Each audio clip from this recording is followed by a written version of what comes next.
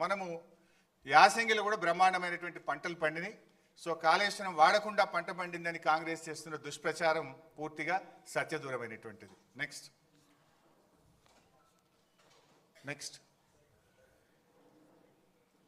Right. So Kaleshwaram storage capacity Medigadda 16, Annaram 10, Sundilla 8. So అన్నీ కలిపి 141 టీఎంసీల సామర్థ్యం కాళేశ్వరం ప్రాజెక్టులో ఉంది. అయితే ఇక్కడ కూడా ఇంకా ముందు ఎక్స్ప్లెయిన్ చేస్తా. అయితే మన తెలంగాణ రాష్ట్రంలో మనకున్న ఒకే ఒక్క పెద్ద రిజర్వాయరు ఎస్ఆర్ఎస్పి. యాక్చువల్గా ఎస్ఆర్ఎస్పి తప్ప మనకు మేజర్గా స్టోరేజ్ కెపాసిటీ లేదు. ఉమ్మడి ఆంధ్రప్రదేశ్లో తెలంగాణలో కట్టిన కల్వకుర్తి కానీ, నెట్టంపాడు కానీ, భీమా కానీ, కోయిల్ సాగర్ కానీ ఏ ప్రాజెక్టులు కూడా రిజర్వాయర్లు కట్టలేదు. కానీ కేసీఆర్ గారు ముందు చూపుతోని ఇంత బ్రహ్మాండంగా 141 టీఎంసీల రిజర్వాయర్లను మరి పెద్ద ఎత్తున 16 రిజర్వాయర్లను రూపకల్పన చేసి వీటన్నిటి కూడా నిర్మించాం. కొంతమంది అంటుంటారు కాళేశ్వరం ప్రాజెక్ట్ కాస్ట్ పెరిగింది. అంతకుముందు వాళ్ళు పెట్టిన ప్రాణహిత చేవెళ్లలో 141 కాదు, కేవలం 11 టీఎంసీల సామర్థ్యం మాత్రమే ఉండేది. మరి మల్లన్న సాగర్ లాంటి రిజర్వాయర్ 50 టీఎంసీల రిజర్వాయర్ కడితే అక్కడ 13,000 ఎకరాల భూసేకరణ చేసినాం. దాదాపు 8 గ్రామాలకు R&R కాలనీ చేసినాం. మరి అక్కడ ఫారెస్ట్ డిపార్ట్మెంట్ కూడా ఫారెస్ట్ ల్యాండ్ తీసుకొని డబ్బులు కట్టినాం. 50 టీఎంసీల రిజర్వాయర్ కట్టాలంటే డబ్బులు అవసరమైతే ప్రాజెక్ట్ కాస్ట్ పెరుగుతుందా పెరగదా? సో ఇవన్నీ కూడా ఈ కాళేశ్వరం ఇవన్నీ కూడా ఇంటాక్ట్ ఉన్నాయి. All are working. మేడిగడ్డ ఈ నుంచి మొదలుకుంటే ఈ మల్లన్న సాగర్, కొండపోచమ్మ సాగర్, రంగనాయక సాగర్, అనంతగిరి, మలకపేట, మేడారం, అదేవిధంగా గంధమల్లాక్ ఇవన్నీ కూడా ఇంటాక్ట్గా ఈరోజు రిజర్వాయర్లు వాడకంలో ఉన్నాయి. ఇవన్నీ కూడా నెక్స్ట్.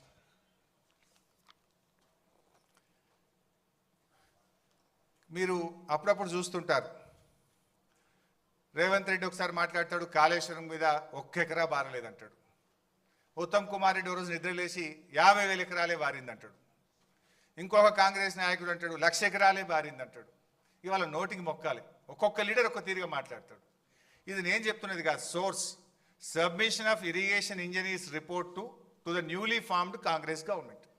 కొత్తగా రాష్ట్రంలో ఏర్పాటైన కాంగ్రెస్ ప్రభుత్వానికి వీళ్ళు కాళేశ్వరం రివ్యూకు పోతే ఇరిగేషన్ డిపార్ట్మెంట్ ఇచ్చిన ప్రజెంటేషన్ కాపీ, ఇది నా సొంత కవిత్వం కాదు, డిపార్ట్మెంటు కాంగ్రెస్ ప్రభుత్వానికి ఇచ్చిన ప్రజెంటేషన్.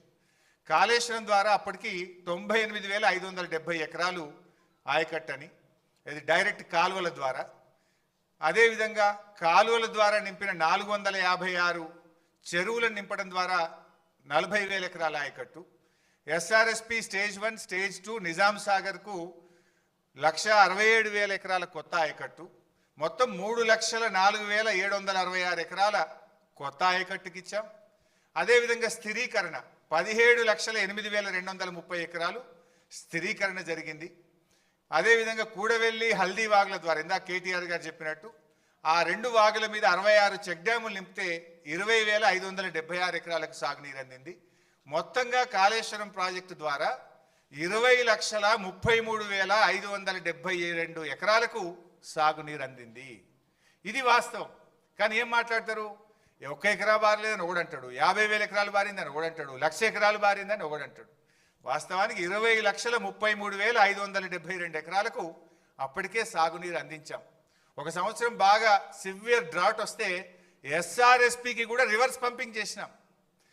మిడ్ మానేర్ నుంచి ఎల్ఎండికి నీళ్లు తెచ్చి ఎల్ఎండి ద్వారా ఎస్ఆర్ఎస్పి స్టేజ్ 1కు, స్టేజ్ 2లో తుంగతుర్తి, సూర్యాపేట, కోదాడ దాకా కూడా కాళేశ్వరం నీళ్లు పంపించి పంటలు కాపాడింది కేసీఆర్ గారి ప్రభుత్వం.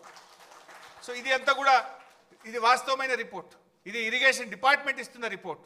కానీ కాంగ్రెస్ నాయకులు ఎకరం బారలే 50,000 బారింది అనేటువంటి ఒక దుష్ప్రచారం చేస్తున్నారు. ఇది one point. Next. So Godavari నది మొత్తం 1,465 కిలోమీటర్లు ఉంటే మోర్ దాన్ 50%, 750 కిలోమీటర్లు మన తెలంగాణలో ప్రవహిస్తుంది. అయితే ఉమ్మడి ఆంధ్రప్రదేశ్లో కొన్ని జీవోలు ఇచ్చినారు అప్పటి ప్రభుత్వం.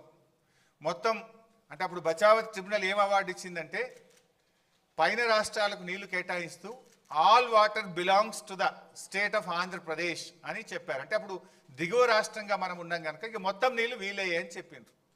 ఆ మొత్తం నీళ్ళలో అప్పటి ఆంధ్రప్రదేశ్ ప్రభుత్వం ఓ 1480 టీఎంసీలు కేటాయిస్తే అందులో 969 తెలంగాణకు, 400 మిగతాది 969 కాకుండా మిగతా 500 ఆంధ్రప్రదేశ్కు కేటాయించింది. ఏ రోజు కూడా మనం 400 టీఎంసీలు కూడా వాడలేదు. అంటే ఏ ప్రాజెక్టులు కూడా కట్టకపోవడం వల్ల దేవాదులు కడితే పనులు జరగలే. మరి అదేవిధంగా ఎస్ఆర్ఎస్పి స్టేజ్ 2కు ఎన్నడూ 1 ఎకరానికి నీళ్లు పోలే. అయితే అప్పుడు తెలంగాణ ఉద్యమం కేసీఆర్ గారి నాయకత్వంలో ఉమ్మడి బాగా ఉధృతంగా జరుగుతూ ఉంటే ఆ తుమ్మిడిహట్టి దగ్గర ప్రాణహిత అనేటువంటి ప్రాజెక్టుకు రాజశేఖర రెడ్డి గారు శంకుస్థాపన చేసిండ్రు. అది కూడా ఆదరబాధగా అప్పుడు జలయజ్ఞం చేసి ఆంధ్రప్రదేశ్లో పోతిరెడ్డిపాడును పెంచి నీళ్లు తీసుకుపోయే ప్రయత్నం, ఆంధ్రప్రదేశ్ పోలవరం కట్టి నీళ్లు తీసుకుపోయే ప్రయత్నంలో తెలంగాణలో కూడా ఏదో ఒకటి స్టార్ట్ చేయాలని ఉద్యమంలో ఆ రోజు ప్రాణహితకు శంకుస్థాపన చేసిండ్రు. నెక్స్ట్ బట్ ఏం జరిగిందో కూడా నేను చెప్తా. ప్రాణహితలో 2007లో ప్రాణహితకు శంకుస్థాపన చేస్తే 2014 వరకు అంటే 8 సంవత్సరాలు కాంగ్రెస్ పార్టీ అధికారంలో ఉంది. ప్రాజెక్టు రూపకల్పన చేసినప్పుడు అప్పుడు అసెంబ్లీ ఎలక్షన్స్ 2009లో ఉండే. 2009 ఎలక్షన్ల ముందు ఒక ప్రాజెక్టుకు 4 జిల్లాల్లో కొబ్బరికాయ కొట్టిండ్రు. కరీంనగర్, మెదక్, ఆదిలాబాద్, రంగారెడ్డి 4 జిల్లాల్లో కొబ్బరికాయ కొట్టి 4 ఏళ్లలో ప్రాజెక్ట్ పూర్తి చేస్తాం, 4 ఏళ్లలో నీళ్ళు ఇస్తామని చెప్పి ఆ రోజు పెద్ద పెద్ద అడ్వర్టైజ్మెంట్లు ఇచ్చి ప్రచారం చేసిండ్రు. సరే 4 ఏళ్లలో ప్రాజెక్టు పూర్తి చేయడం అటుంచండి, కనీసం 4 ఏళ్లలో ప్రాజెక్టుకు అనుమతులు కూడా తేలే. 4 ఏళ్ళు ఇచ్చిపెట్టండి, 8 ఏళ్ళు వాళ్ళే అధికారంలో ఉన్నారు. 2007 to 14 కేంద్రంలో కాంగ్రెస్ ప్రభుత్వం, మహారాష్ట్రలో కాంగ్రెస్ ప్రభుత్వం, ఆంధ్రప్రదేశ్లో కాంగ్రెస్ ప్రభుత్వం. అప్పుడు ఇదే ఉత్తమ్ కుమార్ రెడ్డి మంత్రిగా ఉన్నాడు, ఇదే కోమటిరెడ్డి వెంకటరెడ్డి మంత్రిగా ఉన్నాడు, ఇదే శ్రీధర్ బాబు మంత్రిగా ఉన్నాడు. కానీ వీళ్ళెవ్వరూ పట్టించుకోలే. 8 ఏళ్లలో కాళేశ్వరం ప్రాజెక్టుకు అసలు అనుమతులు కూడా సాధించినటువంటి పరిస్థితి. తమ్మిడిహట్టి దగ్గర ఎక్కడైతే బ్యారేజ్ కడతామన్నారో దానికి మహారాష్ట్రతో అగ్రిమెంట్ చేయలేదు, మహారాష్ట్ర ప్రభుత్వాన్ని ఒప్పించే ప్రయత్నం చేయలేదు. అసలు అక్కడ ఒప్పుకోకుండా ఎక్కడైతే నిజంగా బ్యారేజ్ ఉందో ఆ బ్యారేజీ నిర్మాణం స్టార్ట్ చేయకుండా ఎక్కడెక్కడో పోయి టనల్లు కాలువలు తవ్వే ప్రయత్నం చేసిండ్రు. అసలు హెడ్ దగ్గర పని స్టార్ట్ చేయలేదు. అదేవిధంగా ఇది కాగ్ రిపోర్ట్. ఆ రోజు కాగ్ ఏం చెప్పిందో కూడా మనం చూస్తే substantial funds given as mobilization advance were blocked with the contractors as recovery thereof could not be affected due to poor progress of works. This way especially so in respect of Pranahita Chevella and Dumugudam Nagarjuna Sagar tail ponds. అంటే CAG కూడా ఆ రోజు కాంగ్రెస్ ప్రభుత్వం యొక్క పనిని తప్పుపట్టింది.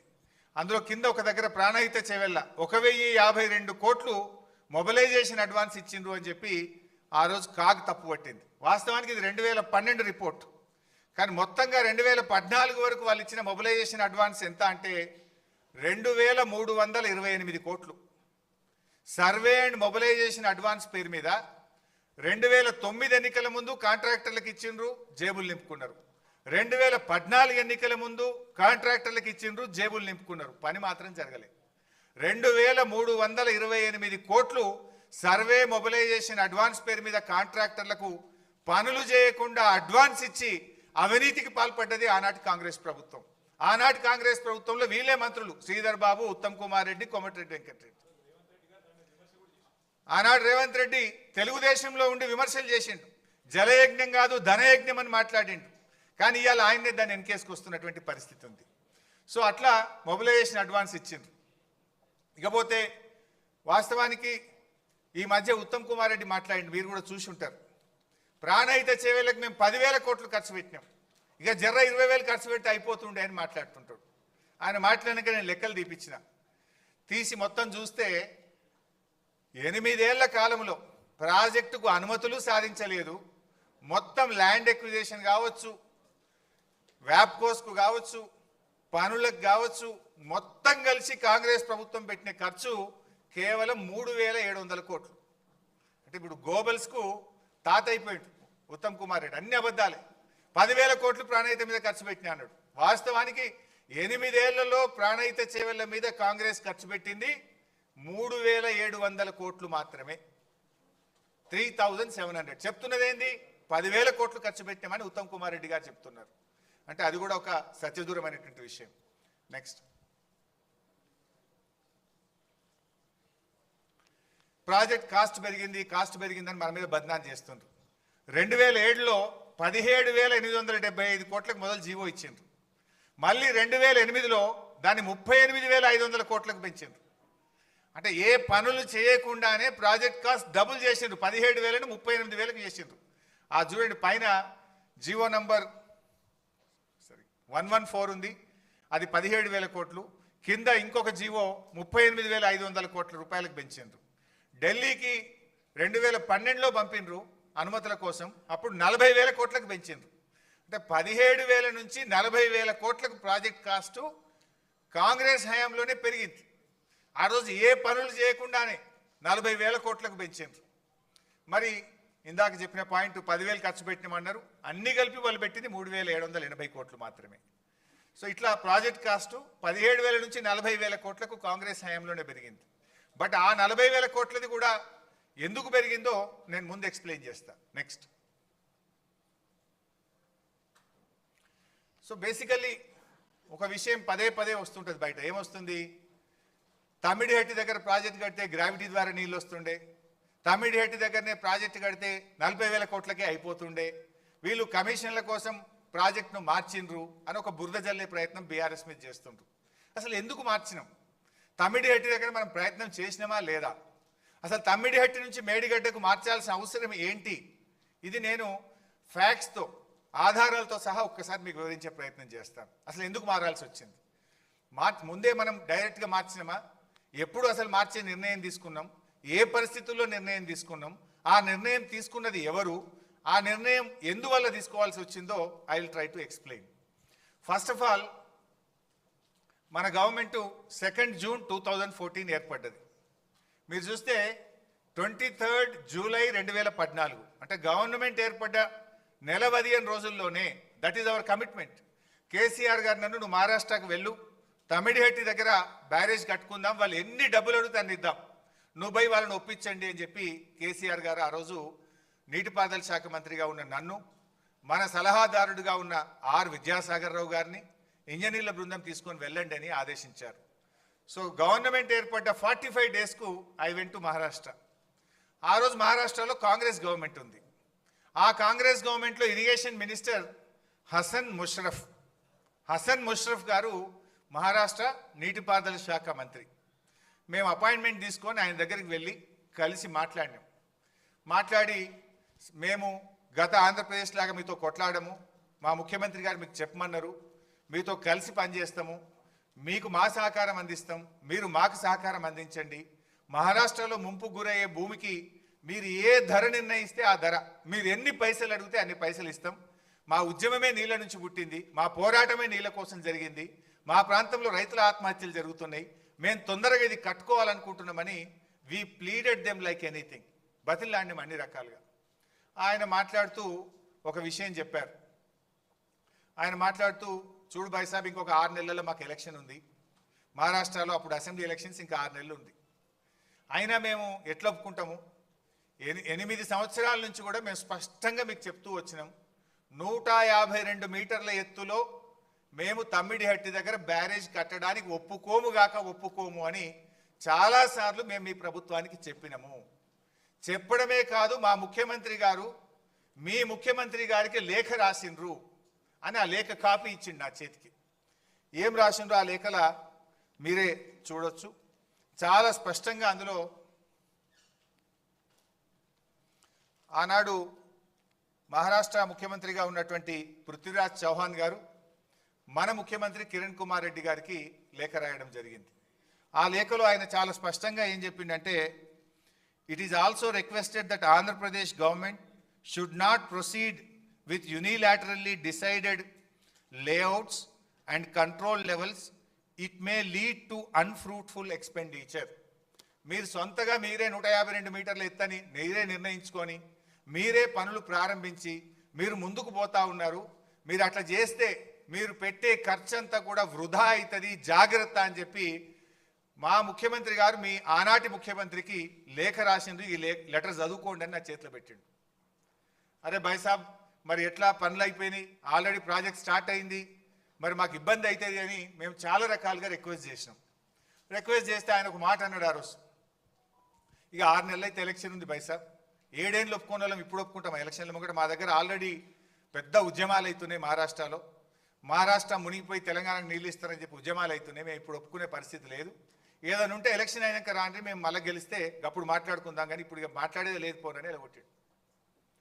సరే అట్లెందుకు బైసాబ్, ఇంజనీర్లు అయితే మాట్లాడతారు, ప్రయత్నం చేయండి అంటే ఓకే డిపార్ట్మెంట్స్ మాట్లాడుకోండి, కానీ ఫైనల్ డెసిషన్ మాత్రం ఆఫ్టర్ ఎలక్షన్స్ అన్నాడు. సరే తదనంతరం 16 జూలై